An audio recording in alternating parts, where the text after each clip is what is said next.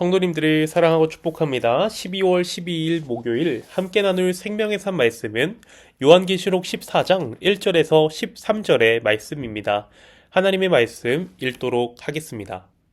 또 내가 보니 보라 어린 양이 시온산에 섰고 그와 함께 14만 4천이 서 있는데 그들의 이마에는 어린 양의 이름과 그 아버지의 이름을 쓴 것이 있더라. 내가 하늘에서 나는 소리를 들으니 많은 물소리와도 같고 큰 우레소리와도 같은데 내가 들은 소리는 검은 고 타는 자들이 그 검은 고를 타는 것 같더라.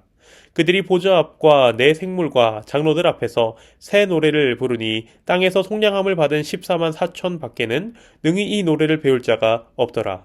이 사람들은 여자와 더불어 더럽히지 아니하고 순결한 자라. 어린 양이 어디로 인도하든지 따라가는 자며 사람 가운데에서 속량함을 받아 처음 익은 열매로 하나님과 어린 양에게 속한 자들이니 그 입에 거짓말이 없고 흠이 없는 자들이더라. 또 보니 다른 천사가 공중에 날아가는데 땅에 거주하는 자들 곧 모든 민족과 종족과 방언과 백성에게 전할 영원한 복음을 가졌더라. 그가 큰 음성으로 이르되 하나님을 두려워하며 그에게 영광을 돌리라. 이는 그의 심판의 시간이 이르렀음이니 하늘과 땅과 바다와 물들의 근원을 만드신 이를 경배하라 하더라. 또 다른 천사 곧 둘째가 그 뒤를 따라 말하되 무너졌도다 무너졌도다 큰 성 바벨론이여 모든 나라에게 그의 음행으로 말미암아 진노의 포도주를 먹이던 자로다 하더라. 또 다른 천사 곧 셋째가 그 뒤를 따라 큰 음성으로 이르되 만일 누구든지 짐승과 그의 우상에게 경배하고 이마이나 손에 표를 받으면 그도 하나님의 진노의 포도주를 마시리니 그 진노의 잔에 섞인 것이 없이 부은 포도주라. 거룩한 천사들 앞과 어린 양 앞에서 불과 유황으로 고난을 받으리니 그 고난의 연기가 세세토록 올라가리로다. 짐승과 그의 우상에게 경배하고 그의 이름표를 받는 자는 누구든지 밤낮 쉼을 얻지 못하리라 하더라. 성도들의 인내가 여기 있나니 그들은 하나님의 계명과 예수에 대한 믿음을 지키는 자니라.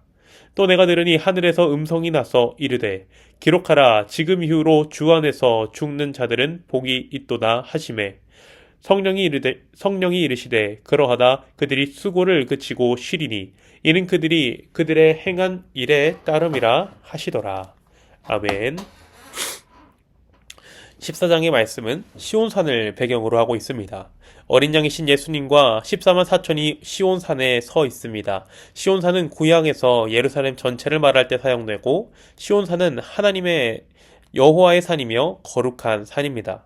성경을 장으로 나누지 않고 연속해서 13장과 14장을 연결해서 보면 13장에서 거짓 선지자와 그 추종자들에 대해서 기록된 바로 직후 어린 양과 어린 양의 백성이 기록되어 있습니다. 또 짐승의 수 666 이후에 어린 양과 백성의 수 14만 4천이 등장합니다. 하나님께서는 의도적으로 비교되게끔 말씀을 계시하시어 하나님의 승리가 얼마나 완전하고 장엄한지를 비교해서 보여주는 것입니다. 666은 그 추종자의 수가 초라하며 불완전함을 보여주지만 14만 4천은 어린 양과 그의 백성의 수가 얼마나 장엄한지를 대조해서 보여주고 있습니다. 짐승과 추종자들의 모습이 세상적인 눈으로 볼 때 승리 같아 보이지만 실상은 그렇지 못하다는 것입니다. 진정한 승리의 길은 어린 양이 이루신 구원과 승리의 길입니다. 이러한 백성들에게는 하나님과 어린 양의 이름이 새겨져 있습니다. 마치 초등학교 들어가기 전날 자신의 소유의 이름을 적는 아이들의 모습이 연상되어집니다. 이름에 새긴 것은 하나님의 소유라는 의미로 이들이 하나님의 백성임을 나타내고 있는 것입니다.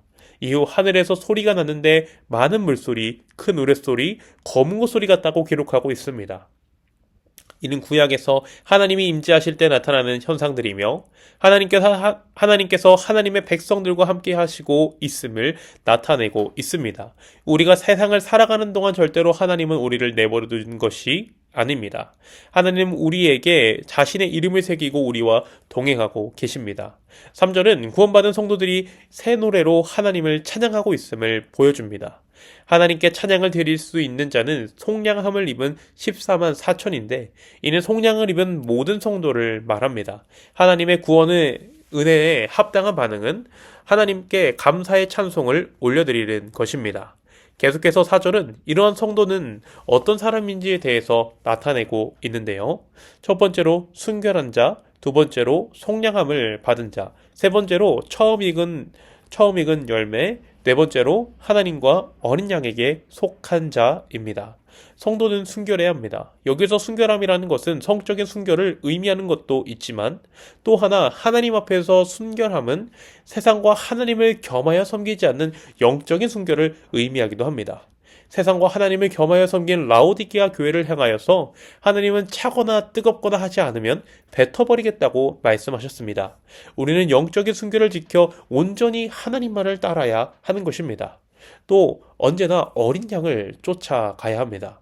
성도는 나의 생각과 마음을 따라가는 사람이 아닙니다. 하나님의 뜻을 따라가고 하나님의 뜻을 쫓는 사람을 성도라고 말하는 것입니다.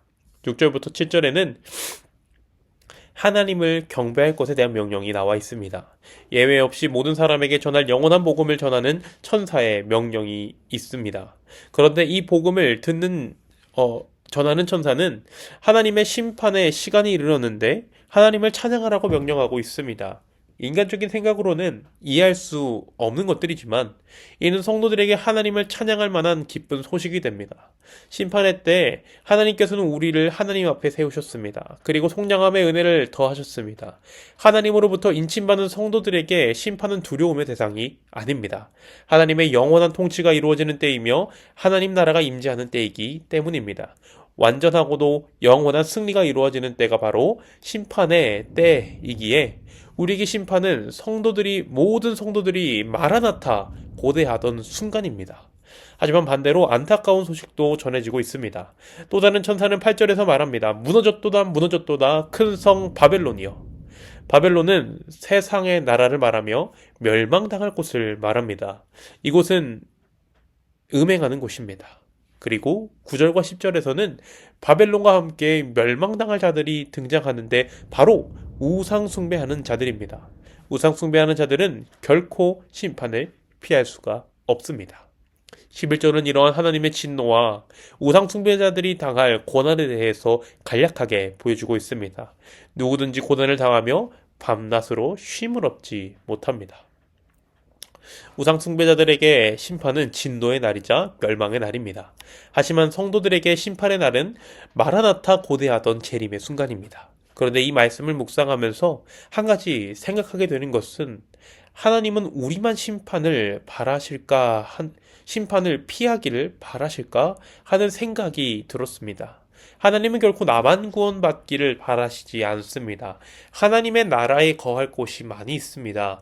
하나님은 우리가 받은 이 속량함의 은혜를 전하여 진노의 포도주 앞에 놓인 하나님의 심판을 피하게 하기를 바라십니다. 오늘이 어떤 특별한 날은 아닙니다. 하지만 우리가 주위에 한 명이라도 우리가 받은 은혜를 흘려보내기를 바랍니다.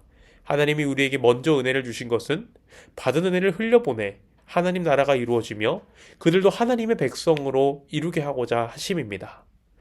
12절은 성도의 인내에 대해서 말하고 있습니다. 우리의 믿음은 한순간 반짝이는 것에서 멈춰서는 안 됩니다. 특히 믿음 생활이 옛 추억이 되어서는 안 됩니다. 믿음은 끝까지 지켜야 하며 계속되어야 하는 것입니다. 이러한 믿음의 경주를 끝까지 완주한 이들에게 하나님은 복이 있다고 말씀하시며 영원한 쉼을 허락하셨습니다.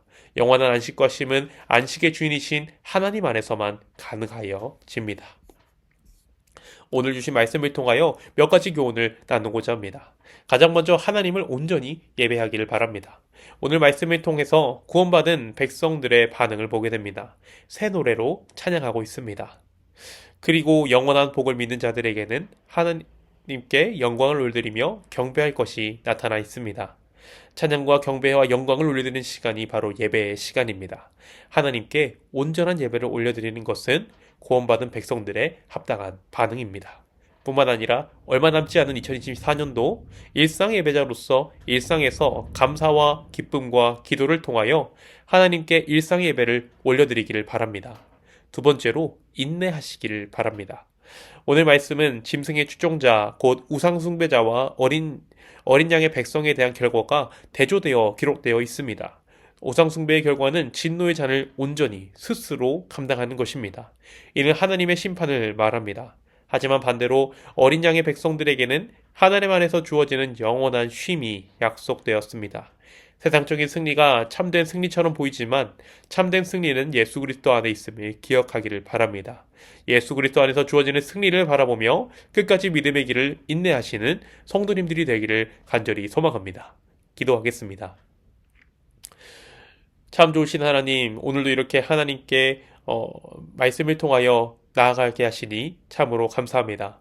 하나님, 우리가 구원받은 백성으로서 하나님을 영원히 찬양하며 하나님께 영광을 올려드리게 하여 주시옵소서. 우리가 일상 예배자로서 감사와 기쁨과 기도를 통하여 하나님께 일상 예배로 영광을 올려드리게 하여 주시옵소서. 또한 우리의 신앙생활이 추억이거나 옛것이 되지 않고 온전히 주님만을 바라보며 끝까지 믿음의 경주를 인내하여 승리하게 하여 주시옵소서.